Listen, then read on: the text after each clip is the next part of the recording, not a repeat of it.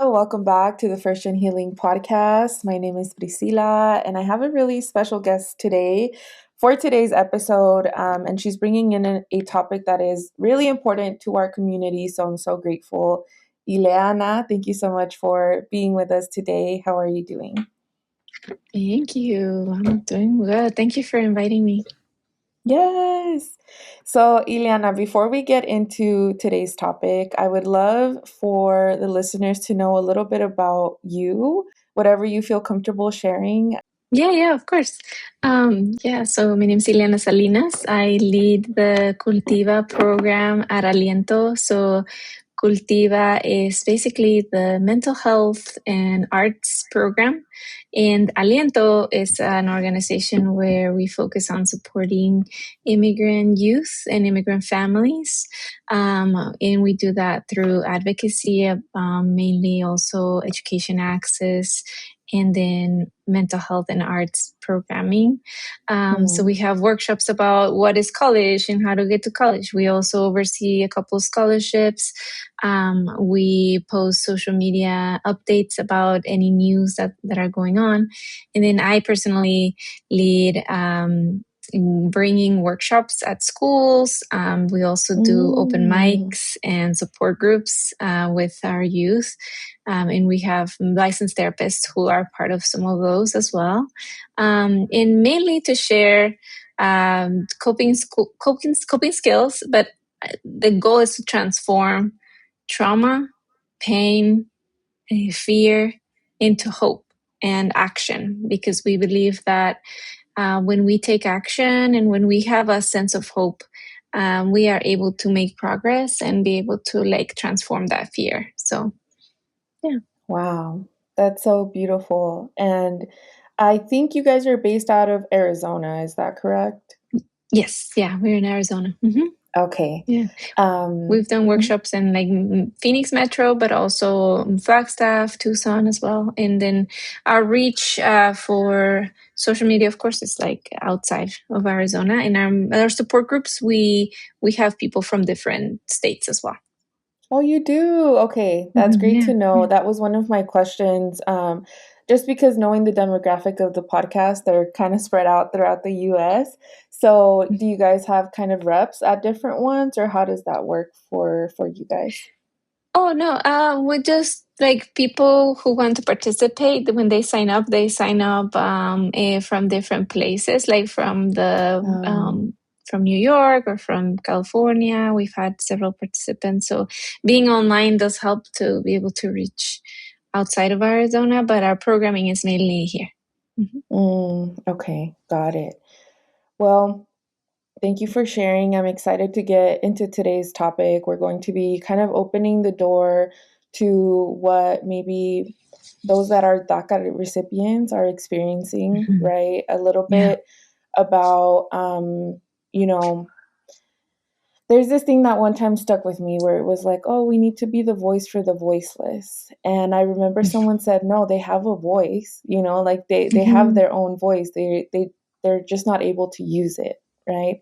And I don't think it was in reference to DACA, but when we had kind of our little catch up before we got started, you mentioned something like that. Like there's, extra precaution on what things are being said and how to express ourselves as for those that are DACA recipients. And I think that it's a moment where as a community we're going to have to attune to what do our fellow community members need from us and what is actually needed, what's not, right? And I think that's going to be an ongoing thing that we're going to have to gauge. And so that's really what I think today we can talk about is like right now, what is happening, what is needed, how can those of us that maybe have a different citizenship status contribute, and support those of our fellow community members that are feeling the changes a little bit stronger. It's impacting them directly. Yeah, and that support from people who might not be going through this, but they still care, is so invaluable. It's so important to feel seen, to feel heard, I know I have several friends who check in on me and on other of my friends who have DACA as well. Um, and I think sometimes you don't have to have a solution, or you don't have, it's not as tangible, right? Mhm. But just even checking in, saying, I care about you. I really hope the best for you. Let me know how I can support. It's a big support as well. Mm. The reality is that many of us who have DACA, we have been most likely renewing this process every 2 years. So we all go through the experience of renewals differently. Some of us might feel like we're living 2 years at a time, right? Like we can't really Mm. plan ahead too much longer because we don't know what's like, where are we going to, like, am I going to keep my status? What's going to happen? Others might not be feeling that way. They might be like, oh, me lo den o no me lo den. Like, yo voy a estar aquí con mi familia y seguir adelante. Like, voy a progresar. The mindset might be different, but the uncertainty is the same in a way. Like, um, eh, it is basically a process that we have had, but the moment that we're in right now is special. It's different because we have been seeing more of a systemic delay in the processing of some Mhm. of the DACA applications and the renewals. And so that becomes concerning to many of us. And mainly in a mental health point of view, um, it it can raise anxiety levels, it can raise stress Yeah. levels, it can really impact your mental health and even your physical health if it goes unchecked, and if we don't have a support system. And I share all of this not to pathologize our community in any way, and I really care about that. I don't want to ever feel like I just want to jump into all the problems, right? Yeah. But I think sometimes it's okay to express and share the reality of Mm. like what this is like. That it's not, like it's not something that everybody goes through. So Mhm. maybe naming it, right, like giving it its time and space, for it to be real. Yeah. Sometimes there's a lot of different assumptions from different sides of when it comes to what this experience is like, right? And I imagine, like, for example, those that didn't get to apply at some point feel like, oh, well, it's a privilege that you have, Yeah. while on your guys' end, you also recognize the privilege that those with citizenship have. And so I think like it's very valid and important to name like what that experience is like individually at a group level, and even just the fact like what you said that for some people it feels like you're living 2 years at a time. I can't imagine, right, like what that is like, especially because you had mentioned prior to us starting, it's like some of us are no longer students, now we are parents, now we are homeowners, now and so as you add on the responsibilities that come with life and the different chapters too, I imagine that alone changes how it's experienced, right? And like the maybe what's at risk, what's at play when it comes to renewals. Um, and yeah, how difficult that right now, maybe even these renewals that already held some anxiety and some weight to them are now further doing so. Yeah, yeah. And just to put into context, I know like most likely your audience will know what DACA is, but like just remembering a few things that like it was a policy that was implemented in 2012 before the re-elections. And then the criteria is very specific. It's like you have to have Mm. arrived into the US before 2007, like entered in 2007 or earlier. And then you had to be 16 years old or younger. And then also you needed to be under the age of 31 to when you first apply, as of June 15, 2012. So it's very specific category, right? And so And then to add to that, in 2015, it was stopped by the courts, where like new applications were not able to be processed. They can be received, but they can't be processed. And so like Mm. ever since then, there have been other people who have not even gotten to receive DACA. So the pool of people who were able to get it and then be able to renew it can be shrinking, right? And Mm-hmm. yes, thank you for the context, because it's true. I think that one part of my experience, I can't speak for everybody, but for myself, is definitely feeling kind of in the middle. Like I am not like I was, but I'm not fully undocumented. So I feel a privilege that I can work, that I can have an ID to show. Um, and then I see other people who are citizens, and it's like, oh, they don't have to worry about the stuff I have to worry. So it's kind of like, yeah, I'm not a victim, but I'm also like, how can I remember like my privilege? Mm. It's like constantly kind of thinking like, and what do I deserve? I think constantly like what comes to mind is Mm. eh, like um do I deserve that? Like, why not? And like we have been raised in the system, like living in through like living in the country, going through the schools, getting our degrees, like trying to achieve that American dream, of like getting an education and improving that we are good people. Like every renewal we go through the background checks, and we also go through Mm. the like just all of the fees, and to show we have good moral character, we deserve to stay, right? So it's, even though it's not merit based, like a different type of visa or something, that it is still like, okay, I need to kind of earn it, or no, or in a way, or like be make sure that I am completely clean, of course. Mm-hmm. And so it's like, yeah, just a constant keeping that in the back of our minds, as far as like every, like making sure that nothing we do could be like seen as like anything that's not like legal or something.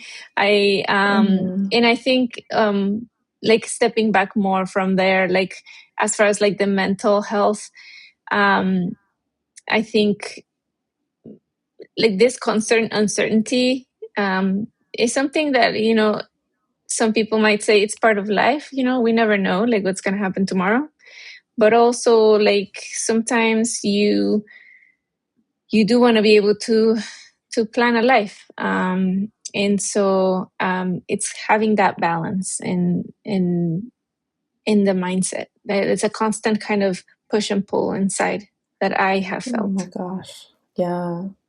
You know what it makes me think about is like, a heartbeat has its like highs and then like the lows and then in the middle. It almost feels like for Mm-hmm. you guys the highs and the lows are almost kind of like chipped up away, because you have to maintain in between these like guidelines, right? And I think as Mm-hmm. humans it's so natural to have lows that maybe, I don't know, like you want to rebel from life or you want to do something, and yeah, maybe it sits outside of these guidelines. And for you guys, it almost feels like you have to always be contained, and Mm-hmm. how hard that must be, because as that I think that lack of stability gives you that lack of opportunity to experience, even I think like the highs, maybe the highs you experience it, but you always have in the back of your mind, this can go away, this can be taken away from me, or like, and so that Yeah. is so unfortunate that that's kind of, I don't know, that's kind of what it reminded me of. And I have Mm-hmm. two questions for you, or one point and a question. But Mm-hmm. my other point that I it really like is, no sé cómo, it's calling something within me, is the fact that you said they limited the amount of people that were able to receive it, even though they met the guidelines, right? So it's almost like they opened this up and then they closed it not too long after. And what an interesting strategic thing for them to do, because then this population doesn't grow, right? And so the voice doesn't grow. It's almost a contained voice that is asking for, when we think of Mhm. change, let's say, the voice can't get louder necessarily, or it can, but Mhm. it's still a Mhm. contained amount of people. I find that interesting. Mhm. But Mhm. my question to that is, was the, and you can let me know if you can answer this or not, but was the original intent of this program to create a path, or was it create, or has it stayed as it was intended? Like, has it changed or has it stayed the same?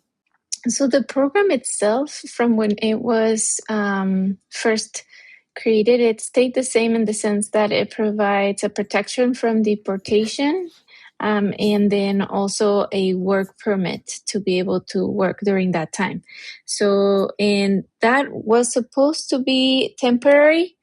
I guess that's Mm, the part that was intend. The intention was, um, let's provide some administrative relief for this category of youth with the hope that a broader immigration reform will be made, and then there would be a path to legalization towards citizenship. Um, mm, but it, the years kept going by. Congress after Congress did not pass a comprehensive bill. And so then it's stayed as an executive kind of administrative program, that for every 2 years. So the program itself has not changed. The intention was that eventually, like, it would lead to more of a legislative way to become a pathway to citizenship, um, but that has not happened. Mm-hmm. okay. Yeah. And so, Okay. oh yeah, going back, so then it started in 2012, it got stopped in 2017. So that was 5 years, right? And then from 2017 to now, it's been 9 years. So it's actually been close to initial applications for longer than it was open to initial applications. So the, but between 2015 and now, it's been, those who had already received it within those 5 years could continue to renew, and those who Mm, didn't apply, maybe even because they were younger than 16 years old, maybe they met all the other qualifications, but you have to be able to apply at least 15 years old, because then you can't get a work permit before that, right? um, mm, then they wouldn't be able to renew, because they can't, their application is not reviewed. So um yeah, it's just something to keep into perspective as far as like the timeline of the program. um mm-hmm, but yeah, I think many people, I think if we were to talk about misconceptions, like a mm, misconception could be that, like, we're all youth. And I mean, I'm not mm. gonna say nobody else, but yeah, we're getting older. We're more in like our mid 30s, like, or like early 30s to 40s. Um, I think also that we're students. Like, some might still be students, but a lot of them have already joined the workforce. Or that with DACA we have a pathway to citizenship, and it's not true. And so. Uh, I think the what I do wanna like focus on is like the resiliency part of like um the youth, and like DACA recipients to continue. I like, that's my encouragement always, is for us to, like, yes, like, name what is real for us, but also um think about what are the possibilities, and try to have hope as much as we can. I know that many times we might think like little tips, like writing things down, or might not work, but those are like tools that can help. So like, I can share a few things that have helped for us, like in the workshops that we do Mm-hmm. for Aliento. Yeah, yeah. Yeah. Yes, please, because I Yes. think part of it is naming what is happening, but then also like what is keeping people afloat, right? And Yeah. not everything might work for you, but also it's not a point to stop reaching for that. And so, yes, please share Yes. what, yeah. Yes, yes. I think the message is always like you are not alone. There are many other people who might be going through this, but also know that there might be solutions. And so seeing that in the lens of community. Also, one thing that has helped us to like in our workshops we talk about these things and we share what we're going through, so finding a community that you feel comfortable with, either within your friends or your family, or even going to outside organizations to find that common like experience. Another thing could be more personally, individually, we have tools like, for example, mapping what's in your control. So we do on a piece of paper, we Mm, put like, you can put your hand and then trace it and then put inside what can I control about my situation? And then outside, what is it that is outside of my control? The reason why that helps is because you focus. Sometimes worry is like we worry about the future, or and so by naming what is in our control, we can then focus our energy on that. So like, is it maybe making a preparation plan? Is it looking at what are the other options that I have uh, at my disposal with the education that I have? Is it like, what is in my control as far as taking care of myself, my own mental health, my own mm, physical health? What are other ways that I can like support myself and my family?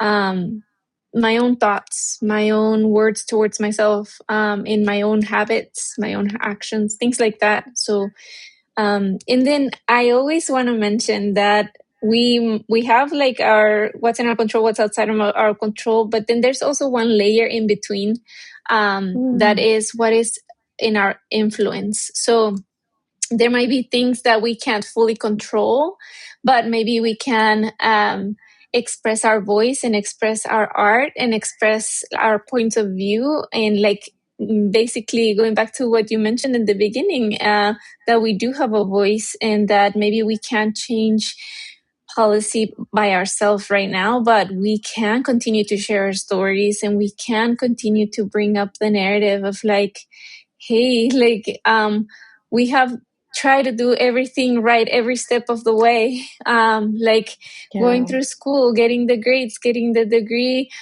filing the application, making sure that everything is like in its place, and we contribute to society in more than just money. We contribute in our creativity, in our culture, and like our gifts that we get to share as well. So like remembering those things and grounding yourself on that. Mm, And then just, I guess another thing is like, can we map our support circle? Like that would be another piece of paper too, of like, who are the people closest to me that I feel I can trust and I can like go to if I need it. And then outside of that, like maybe friends, family, or like people who are acquaintances, and just kind of get a sense of like, where are you in your support circle, and then how can you expand that? Are there organizations, or are they maybe yeah, just other people? But what matters is that you remember that you can have someone to call if, in case that you need to talk. And I think that's something that we all yeah. have as human beings. We are wired for connection. And so I always want to Mm-hmm. encourage that. And maybe sometimes it's not, you don't want to ask for help. Maybe you just want to check in and connect and remember, like maybe something that will get you outside of thinking about this current situation for even a little bit. Yeah. Oof. Thank you so much. Yeah, for sharing all of that. I think what you just shared is an example or a huge example of like what taking action can look like. So sometimes we think taking action means changing things like completely, making these big things happen, but not necessarily. Like taking action can be, like you said, maybe writing out what's within my control, what beliefs have I been allowing to come into my field, and can I balance them out with others, because I think, especially in the era of social media, a veces no nos damos cuenta like how much we're letting in from one side, and maybe need to balance it out with the other. Mhm. So yeah, I think you mentioned influence, and you mentioned it from the way of like, as an individual, how can you influence, right? By using your voice, by expressing yourself. But I think also like, what are you intaking? Like, what are you allowing into Mm. your field? Because that can change, I think, what you write and what's in my control and what's out of it, right? Depending on Mhm. who are you talking to, what does your community look like, what beliefs are you letting in, what are you giving your energy and Yeah, attention to. So yeah, there's that's right. a lot to That's so consider. true. I think also like the fact that this is a systemic situation, it's a system and it is a lot of people who are going through it. So, what can we also express as a community? Um, Mm, and what are things that we can do in community to heal through this? That there's individual work, but then there's something that happens when we connect with others, especially who are going through something similar, because we can mm-hmm, brainstorm on solutions, we can express like what's in our heart, and maybe sometimes we hear ourselves talk about it and we're like, oh, I mm, didn't realize that until I said that. Like, oh, like it can even help us process as well. um yeah. eh, yeah, those are some of like the things that we try to do. And as far as the art, like we have two prompts. One is like express a reality of like something you're going through. Like sometimes we just want to express the pain and the fear. And that's okay if that's what wants to come out. And sometimes that can be too much. Sometimes that can be like, you Mm, know what? I think about that all the time. Like, I don't want that. I want more like, what is my vision? What is my hope? What is the life that I want to have, that I deserve, that I like I've done so much, and not that because you of your education you deserve it, because I don't want to go like into that mindset of like, oh, the good and the bad immigrant. I don't want that. mm, I think it's mm-hmm, more um like you as a human being, like we deserve that pursuit of happiness. yeah. So thinking of that hope. um I have a friend who told me she also does this thing where like she writes down all of the possibilities. So that's an exercise to expanding your mindset of what's possible. Like, how Mm-hmm, what people say, like dream big, but like actually do it, like sit down and like think like, oh, if I could, what would I do? Like, what are all the possibilities? Even if you don't think you can, but like write it down, and not in a way of like toxic positivity, but in a way of like an exercise. Like, yeah. if my mind can go all the way through the fear, and thinking of all of the negatives of what could happen, can I also exercise it on the other side of like, what are all of the Mm, other possibilities of mm-hmm, like what could happen on a positive way, just to kind of help ourselves to bring it back to the present, yeah. bring it back to a more resourced kind of sense. Mm. Yeah.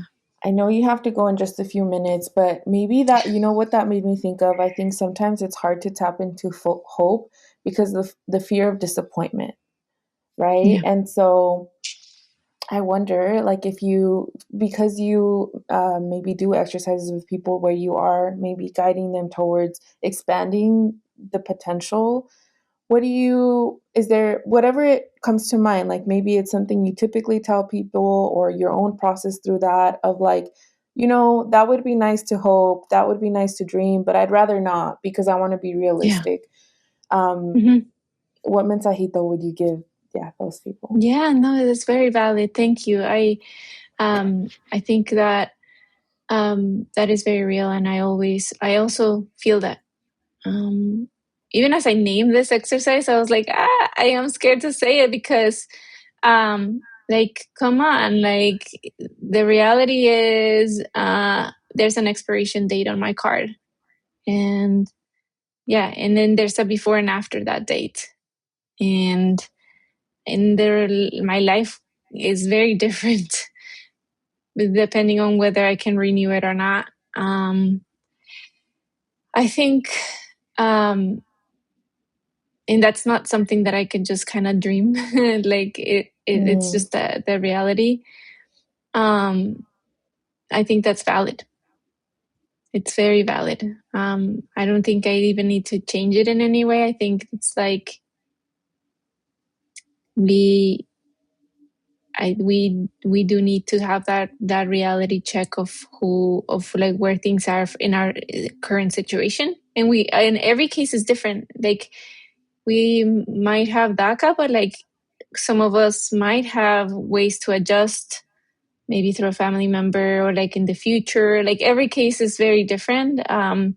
Yeah. But I would say, if that doesn't really feel like it helps to like think of all the possibilities or like the hope, at least help yourself to come back to the present, because like at least help yourself to not be guided by the fear. And mainly because just like hope is not here, fear is also a creation of the future. And there are many ways and many pathways of what could happen. Many things can change between now and then. But I also just want to name, as far as like the biological kind of sense of why coming back to the present matters, is if we are in constant fear and anxiety, then our amygdala is basically the part of our brain that like processes that fear of like the fight or flight or freeze or fawn. Like we have those like survival skills. Basically it sends a signal to our brain and to our bodies. And so that's when we can start to see more of that anxiety that can become more physical. And so what we always encourage is that those deep breaths, taking deep breaths as much as you can to help yourself basically tap into your biggest nerve, to be able to move from sympathetic, which is that fear response, into parasympathetic, which is more of like the rest and digest, which is like, can I take a deep breath so I can come back to more of like my body and my presence? Because when we are hijacked by the amygdala and by all the cortisol and the adrenaline, our frontal lobe gets basically shuts down in a way. And that's where we have our decision making. So it is important for us to bring ourselves back to rest and digest, to parasympathetic, before we make any big decisions and any life altering decisions. So that's why these tools, I think, are worth kind of giving it a few times. It's not like a button that you press and then forever you'll be like, Right. Either healed or like calm forever. But Calm. it's more of Yeah. a practice and just a tool that you can use. And my hopes are that we all find our own way, because it is about autonomy and it is about agency. You are the expert of your own story. You are the expert of your own case, and you know what's best for you. And that's what matters the most. Yeah. Yeah. I like, like if you can't step into hope, start by stepping into the present and then going from there. And hopefully, yeah, that I think it creates space, right, for hope sometimes. Sometimes we don't have space for that. And bringing ourselves, like you said, from one mode into another can create that. So thank you so much, everyone who's listening. And if you feel comfortable, let's take a deep breath together, because I know Yes.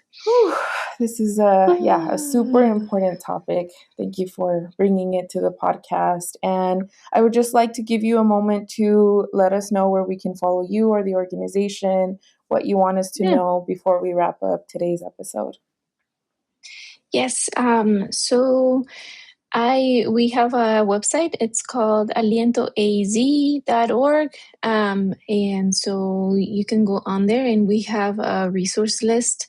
We have tools for mental health, like practices like this that I was talking about. But we also have a toolkit for educators or for practitioners of different activities. Oh, wow. And then I want to make sure I mention the preparation plan.